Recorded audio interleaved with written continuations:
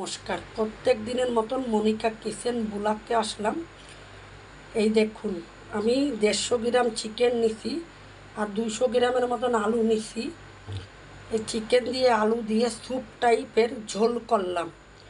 আমাদের কর্তামশায়ের শরীর খারাপ, ওর জন্য অল্প তেল মশলা দিয়ে এই যে স্যুপ করলাম। তাহলে চলুন কিভাবে স্যুপটা তৈরি করি, সাথে থাকুন। প্লিজ কেউ ভিডিও টানবেন না, দয়া করে সাথে থাকবেন। এই যে বন্ধুরা দেখুন, অল্প করে চিকেন নিয়ে নিছি একটুখানি। বুলা চিকেন খায় না, ওর জন্য অল্প একটু নিছি। আলুটা একটু বেশি নিছি, কেন চিকেনের আলু খায়, চিকেন অতটা খায় না। আর এই যে এইদিকে অল্প অল্প করে মশলা নিয়ে নিছি, একটু কাঁচা লঙ্কা বাটা, আদা বাটা, ধনিয়ার গুঁড়ো, একটুখানি পেঁয়াজ, একটু হলুদ, আর এদিকে জিরের গুঁড়ো, এদিকে রসুন বাটা, আর এই যে 2 টুকরো টমেটো দিয়ে পাতলা করে ঝোল করে দেব বুলারে। তা দেখতে থাক। আর এই যে এইদিকে গ্যাস ধরিয়ে ছোট্ট একটা কড়াই বসিয়ে দিছি। কড়াইতে এখন অল্প করে একটু এই যে সাদা তেল দিয়ে দিলাম। তেলের উপরে এখন একটা তেজপাতা দেব, দিয়ে আমি এখন মাংসটা দিয়ে দেবো। তেলটা গরম হয়ে গেছে, এখন আলু মাংসটা দিয়ে দিলাম। দিয়ে দেবো মশলাগুলো, সব মশলাগুলো দিয়ে দিলাম। এখন এই থালা ধোয়া জল দেবো, একটু থালা ধোয়া জলটা দিয়ে দেবো। এত কম তেলে আমি কোনোদিন রান্না করতে পারি না, এখন ভোলার জন্য করতে হয়। আর এই যে এইদিকে আমাদের জন্য এই যে চিকেন করে নিলাম আলু দিয়ে, একটু বেশি মশলা দিয়ে। এটা আমরা খাবো। আমার মেয়ের আবার 2 দিন ধরে গলা বসে গেছে, খুব জ্বর এসেছিল, ও কিছু খেতে পারতেছে না। ওর জন্য আবার একটু জাল জাল হয়ে চিকেন করতেছি আলাদা করে। এই যে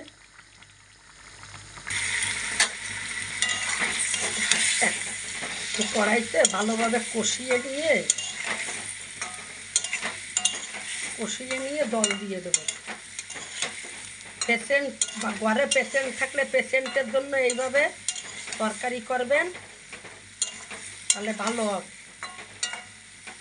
আমি তো এখন বুলারে একদম এইভাবে পাতলা করে ডালের মতন ঝোল করে ওই করে দিই, ওই দিয়ে খায়। কেন বেশি তেল মশলা খেলেই যতদিন অপারেশন হবে না ততদিন ব্যথা হবে, বেশি মশলা খেলে। এই জন্য এইভাবে রান্না করে দিই। এই যে বন্ধুরা কষানো হয়ে গেছে দেখুন, এখন আমি একটু জল দিয়ে দেবো বেশি করে, যাতে ভালো সিদ্ধ হয় এই কারণে। আর এই দিয়েই খাবে, বেশি করে জল দিয়ে দিলাম।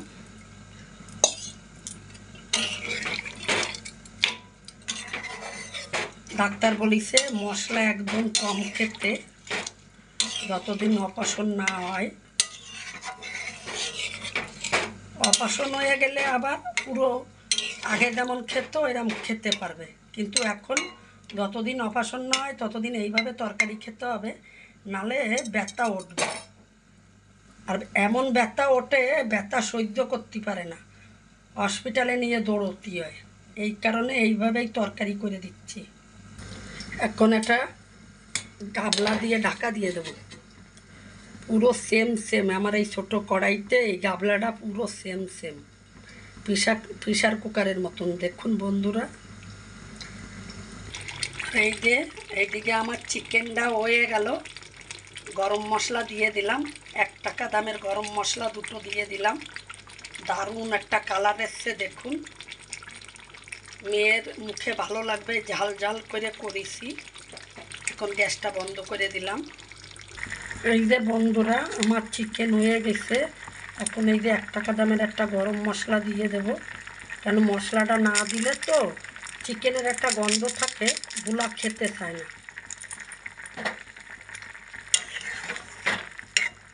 আপনারাও বাড়িতে পেশেন্ট থাকলে, যার শরীর খারাপ থাকে, এইভাবে ঝোল করে দেবেন, পাতলা করে, দেখবেন ভালো সুস্থ থাকবে।